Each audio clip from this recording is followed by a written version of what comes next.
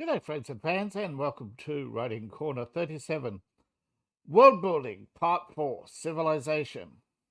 Before I begin, I'd like to remind you that this channel is sponsored by you, the viewing audience. Please, after the show, check out the links in the description, and thank you to all those who have supported the channel. More details at the end on how you can help support the channel. Now,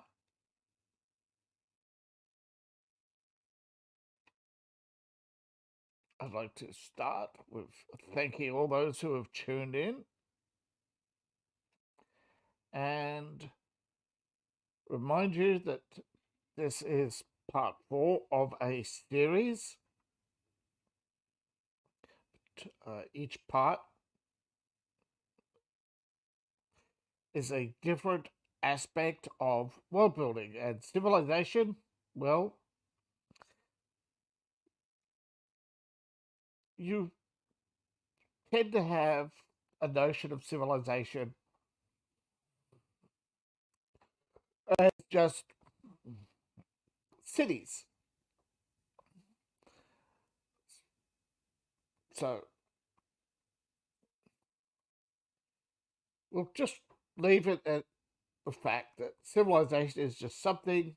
It's going to be hard to define, but basically community, culture, inhabit and habitations. Okay, civilization, that's what we're dealing with. But the first part, history. Let's start with, how did it begin? What are the earliest records? Significant wars. How did they shape the world? Do you have significant eras? Mythology. What is the mythology of your world? Religions, and how are these stories passed through the generations?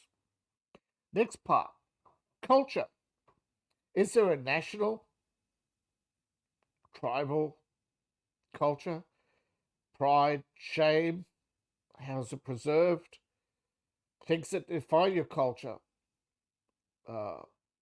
Culture's often ingrained into religion, politics,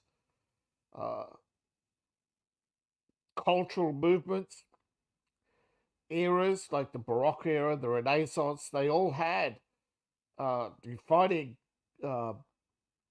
movements that were centered around art, history, science, and they often interwove with religion, believing that art, beauty was a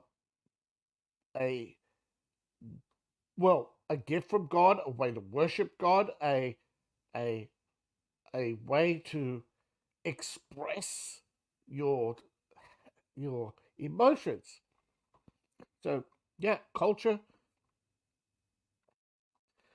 of course. You have literature, art, and music. Within that, of course, taboos, breaking taboos, of course, pushing boundaries of taboos, exploring taboos. It's all part of art, history, and culture. Throughout history, you've had clothing as part of defining cultures. You had entire eras where people only wore one kind of, where almost no change. What was once considered fashionable, of course, is out of fashion, and how it varies from region to region. In some countries, traditional dresses are making a comeback, where in others, you have no culture. They appropriate and then scream about, and then call us cultural appropriators. So there's lots of things like dress codes for professions. You have bakers, butchers, doctors, nurses. So even within those professions, you have, like the surgeon, the surgical gown. You have what men having to wear suits, even women with their uh, what do you call it? The pantsuit, the skirt suit. So there's clothing that reflects status, like the Roman toga. Cuisine, national dishes, regional dishes. I mean, you may think of Vietnam. There's beef, pork, duck, snake, turtle, lots of seafood on the coast, but you go inland and it changes. It varies like 27 different ways to make one. I mean, the most staple food in Vietnam, I think, is pho, and I think it's got like standard pho. You got beef and beef, um, bo, chicken, and of course pork. But you know, you've got even then different additives. How are meal times approached and traditions around meals? Now, of course, part three of civilization, of course, religion. Is there a religion? What do people worship? Where and how do they worship? Is there gods, deities? Is it a mono religion or a poly religion? In poly religions, you have major and minor gods. And what function do these gods serve in society? In some, of course, there's going to be holy texts, religious sects. How well known are these scriptures? Who wrote them? Who teaches them? Are they the significant religious figures, and why are they significant? And of course, that brings us to part four: education. Is it formal? Is it organized? Who organizes it? Who could? Who gets to be educated? Is it the rich, the clergy? So back up a little bit. Formal education. Who has access? It has access. The rich, the clergy, everybody. Who controls it? The rich, the government, the clergy. Is it is it free to the general population, or is it only free to, say, the poor, or is it like a minimum education, and then of course, if you have magic, how is it studied? Do schools exist? And of course, this brings us to literacy. As you know, even in a highly educated world, there are illiterate people, and because are they belligerent? Are they just arrogant? Are they lazy? Or excluded from education? Now, of course, there's the political aspects, but that's up to you. Now, part 4.5, sorry, leisure. Leisure is part of art, culture, and entertainment. What leisure activities or activities involving entertainment most common, such as organized sports? Are they ruled? Do they have ruling bodies? Governing bodies like FIFA. Do they have rules and regulations? What sets professional sports from ordinary leisure activities?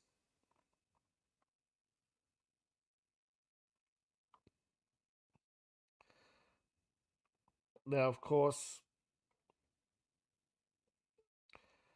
all this, of course, is basically, to recap, you have civilization. It breaks down into history, culture, religion, leisure, and education. Now, going back over the past, you have the basics of your world, right? Geography, and geography, you have the natural world, significant locations, weather. Then, of course, you have people. People breaks down into races, species, languages, social frameworks, and that builds the civilization. And coming up will be technology, magic, economy, politics,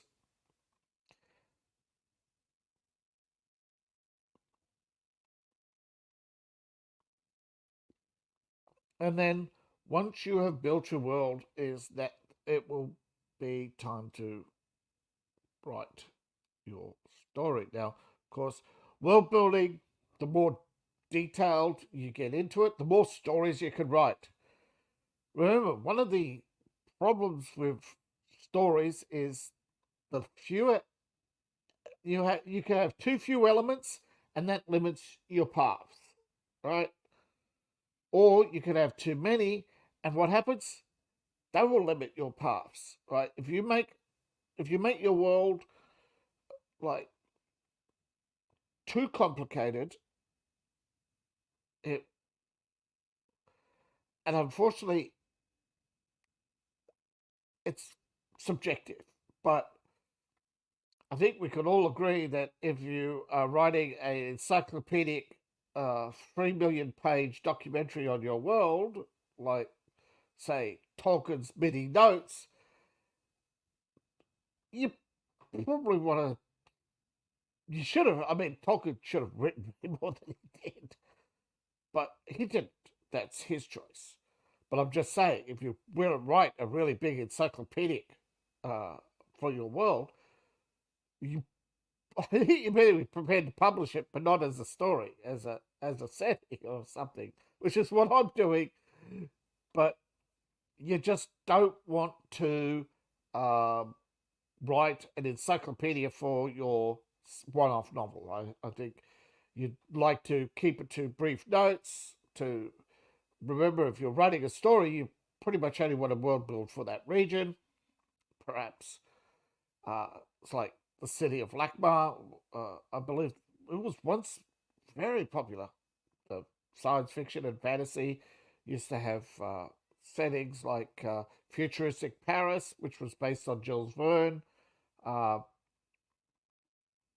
the world of 1776, where the age of steam, which gave, of course, steampunk. Uh, Now you have all sorts of punk. It's pretty weird, but part of world building, of course, is laying the foundations for your story, and that's why it needs to be done. Otherwise, you may be halfway through your book and you want to ask yourself, how did this come about? Why is the tribe on the mountains upset with the people with the tribe on the valley? How long have they been fighting for? I mean, history, you cause and effect, and that's world building, history, civilization. Where it come from? With these different civilizations, why are they different? You don't have to base everything on race, but it can be region.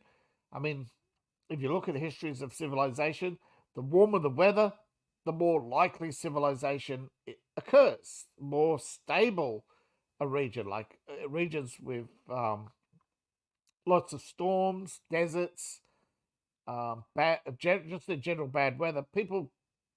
Civilizations weren't built there. They were built where there was ports, stable weather, steady supply of food and water. They'll tend to be on.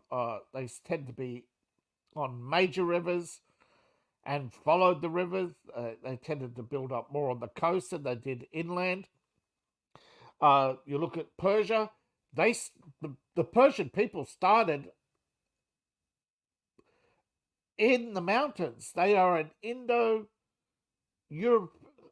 Indo-Caucasian people. They're not Arab. They started in the Caucasus Mountains, the same as Europeans. But when they moved south, they found themselves in the middle of an arid desert, and they actually transformed it. But ultimately, their civilization was attacked and destroyed.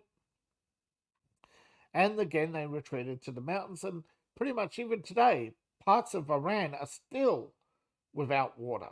And you're going to have no civilization, and you're going to have attempts at building civilizations, to increase your land, to increase food production. You're going to span as much land as you can and find ways, aquifers, underground aquifers, wells, roads, pipeline systems, etc. Civilization is, of course, you don't want to make it so complicated that it can't be understood by the average person.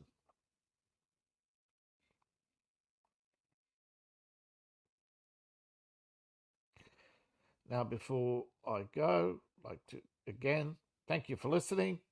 I appreciate each and every one of you. Thank you for those who have given their support. Now, before you go, please check out the links in the description. My book links are found in my link tree. You can buy coffee mugs and other fine items in my merch store. I have a Ko-Fi page, and as well as that, I have 2 patrons, so please check them out. Both have a free 7-day trial. Now, of course, if you like this video, give us a thumbs up, share the links, and of course, if you haven't done so already, please subscribe. Thank you very much, and I'll see you in the next one.